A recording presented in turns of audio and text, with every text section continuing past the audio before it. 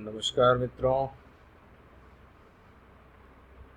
कुछ दिनों के अंतराल के बाद आज फिर एक बार आपसे मुखातिब हूँ। आज हम सब अध्ययन करेंगे आरोह भाग 2 में धर्मवीर भारती द्वारा रचित काले मेघा पानी दे संस्मरण का। डॉक्टर धर्मवीर भारती ने इस संस्मरण को अपने अनुभव के आधार पर, अपने साथ बीती हुई घटनाओं के आधार पर लिखा है और इस संस्मरणात्मक पाठ से आपको एक संदेश देने का कार्य उन्होंने किया है।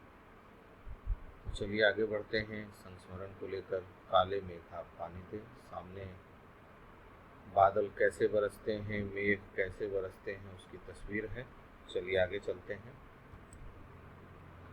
पहले जान लें संस्मरण के लेखक डॉक्टर धर्मवीर भारती के बारे में। उनका परिचय है कि डॉक्टर धर्मवीर भारती सन 1926 इलाहाबाद उत्तर प्रदेश में जन्मे। आजादी के बाद के साहित्यकारों में विशिष्ट स्थान रखते हैं।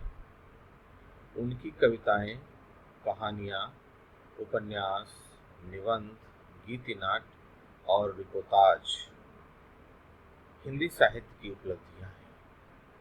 उनका सर्वाधिक लोकप्रिय उपन्यास गुनाहों का देवता एक सरस और भावप्रवण प्रेम कथा है। इस उपन्यास को आप सभी को पढ़ना भी चाहिए, क्योंकि इसमें जो ट्रीटमेंट ऑफ लव उन्होंने दिखाया है ये अतुलनीय है। एक लंबे समय तक हिंदी की साप्ताहिक पत्रिका धर्मयुग के संपादक रहते हुए हिंदी पत्रकारिता को नए आयाम प्रदान किए।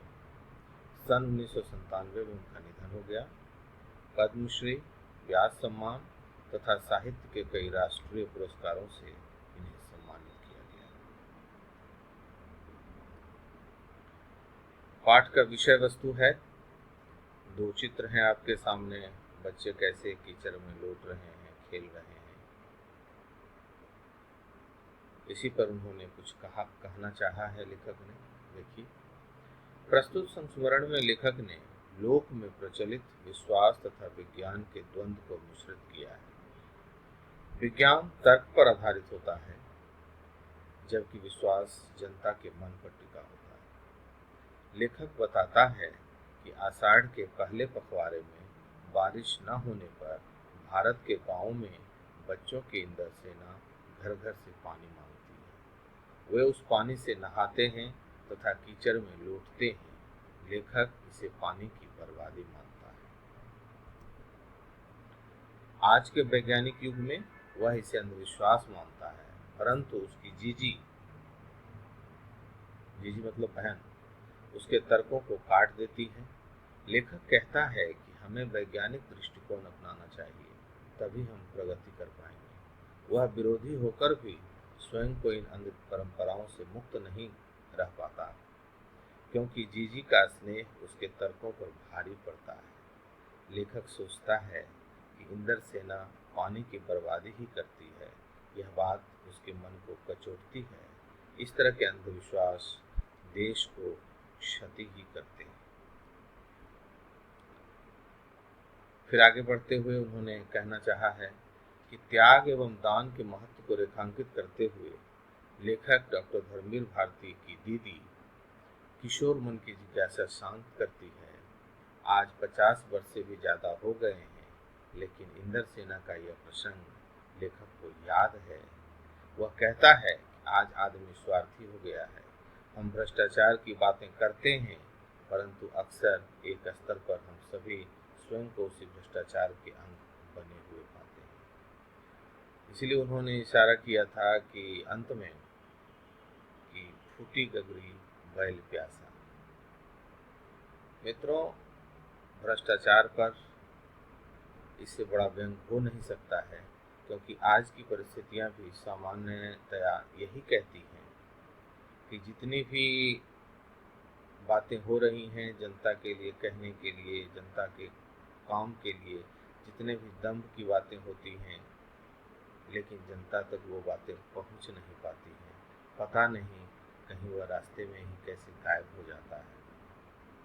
यही भ्रष्टाचार की चरम सीमा है और इसी की ओर इशारा करते हुए डॉक्टर धर्मवीर भारती ने लिखा था कि फूटी गगरी बैल प्यासा।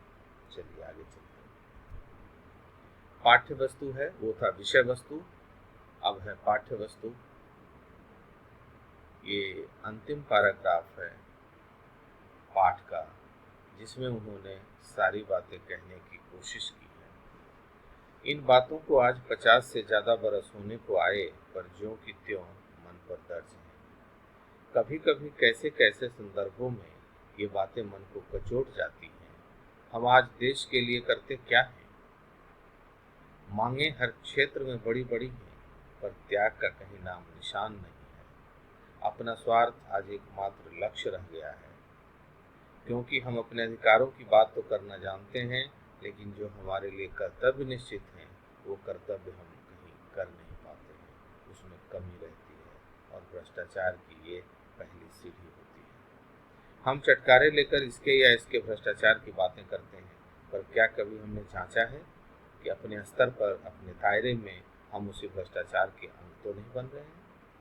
काले मेघा दल के दल उमड़ते हैं, पानी झमाझम बरसता है, पर गगरी फूटी की फूटी रह जाती है, बैल प्यासे के प्यासे रह जाते हैं। आखिर कब बदलेगी यह स्थिति? एक प्रश्नवाचक उन्होंने आपके लिए, हम सब के लिए छोड़ा है, आने वाली पीढ़ी के लिए छोड़ा है, क्योंकि मित्रों, देश आपका है, भविष्य आपका है, आप भविष्य के नागरिक हैं। इस पर विचार करने की जरूरत है कि काले मेघ तो दल के दल उमड़ रहे हैं, पैसे तो रिलीज किए जा रहे हैं, काम दिखाने के लिए हो रहा है, लेकिन जमीन पर उतरते उतरते वो काम कहाँ गायब हो जाता है, उसमें कितनी खामियां आ जाती हैं, कितने लूट खसोट हो जाते हैं। इस पर इशारा करने की कोशिश लेखक ने की है। इसीलिए उन्होंने प्रश्नवाचक चिन्ह आपके सामने रखा है कि आखिर कब बदलेगी यह स्थिति। अब उस पाठ से जुड़े हुए प्रश्न हैं कुछ। मांगे हर क्षेत्र में बड़ी बड़ी हैं, पर त्याग का कहीं नाम निशान नहीं है। प्रस्तुत कथन भारत के नागरिक की किस मानसिकता को इंगित करता है? मैंने बताया वही अधिकार और कर्तव्य की बातें हैं। काले मेघा दल के दल उमड़ते हैं, पानी झमाझम बरसता है, पर गगरी फूटी की फूटी रह जाती है का आशय स्पष्ट करें। आप समझ गए होंगे। देश में फैले भ्रष्टाचार के बारे में इस गद्यांश में क्या संकेत किया गया है? अगला प्रश्न है, लेखक के अनुसार यह स्थिति कैसे बदल सकती है? अब कुछ भाषा प्रयोग पर बात कर लें, शैली पर बात कर लें।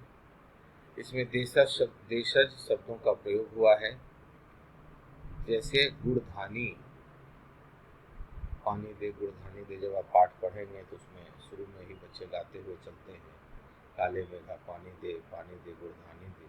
गुड़धानी का मतलब होता है गुड़ और चने से बना हुआ एक प्रकार का लड्डू।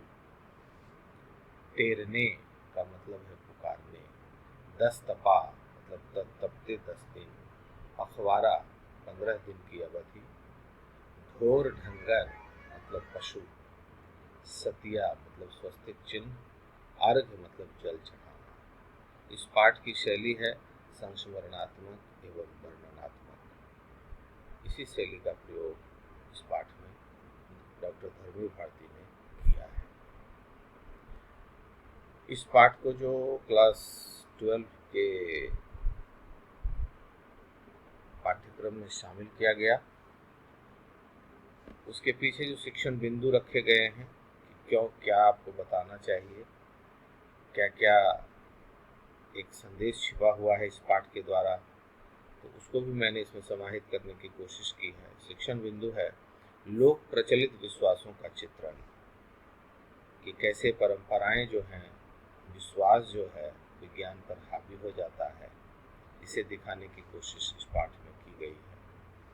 समाज के अंधविश्वास दूर करने में युवा पीढ़ी का योगदान। जो आज बहुत सारे अंधविश्वास कुरीतियां इस समाज में व्याप्त हैं, उसे दूर करने में आपका योगदान होना चाहिए। इसीलिए लेखक ने युवा का आह्वान किया है कि युवा ही देश को, समाज को, परिवार को बदल सकता है। अगला जो शिक्षण बिंदु है वह है जल संचय के लिए संदेश। आप तो जानते हैं, save every drop of water, जल ही जीवन है, पानी की बर्बादी नहीं होनी चाहिए, क्योंकि जल है तो कल है। दान एवं त्याग की महत्ता उदाहरण द्वारा बताना, यह आप पाठ पढ़ेंगे आपको पता चल जाएगा। सरकारी तंत्र में व्याप्त भ्रष्टाचार से विकास में बाधा, कि 1 रुपया जब ऊपर से चलता है तो नीचे आते आते 15 से 20 पैसे में तब्दील हो जाता है। कभी स्वर्गीय राजीव गांधी, जो हमारे भूतपूर्व प्रधानमंत्री भी रहे, उन्होंने कहा था कि दिल्ली से 1 रुपया चलता है और जनता तक आते आते 20 पैसे में तब्दील हो जाता है। ये सरकारी तंत्र का व्याप्त भ्रष्टाचार है, विकास में बहुत बड़ी बाधा है। इससे आपको और हमको मिलकर लड़ना है, तभी समाज और देश का विकास हो पाएगा। अब कुछ पुनरावृत्ति रिकैप्चुलेशन वाले प्रश्न हैं। गांव में इंद्र सेना क्या करती है? पानी दे गुरधानी दे, मेघों से पानी के साथ साथ गुरधानी की मांग क्यों की जा रही है? क्या इंद्र सेना आज के युवा वर्ग का प्रेरणा स्रोत हो सकती है? क्या आपके स्मृति कोश में ऐसा कोई अनुभव है जब युवाओं ने संगठित होकर समाजोपयोगी रचनात्मक कार्य किया हो? उल्लेख करें। आप इन प्रश्नों पर मनन करें और इसका उत्तर खोजने की कोशिश करें। उत्तर नहीं मिलने पर मैं आपके साथ हूँ। या तो आप हमसे संपर्क करके इसका उत्तर जान सकते हैं, या फिर जब कभी हम आमने सामने होंगे तो इस पर अच्छी चर्चा कर सकते हैं। तो मित्रों, यह थी प्रस्तुति काले मेघा पानी दे। आप पाठ का विस्तृत अध्ययन करें, उसके प्रश्नों को बनाएं, और कहीं यदि समस्या हो तो आप मुझसे संपर्क करें। अगले पाठ में फिर आपसे मुलाकात करूंगा। तब तक के लिए आप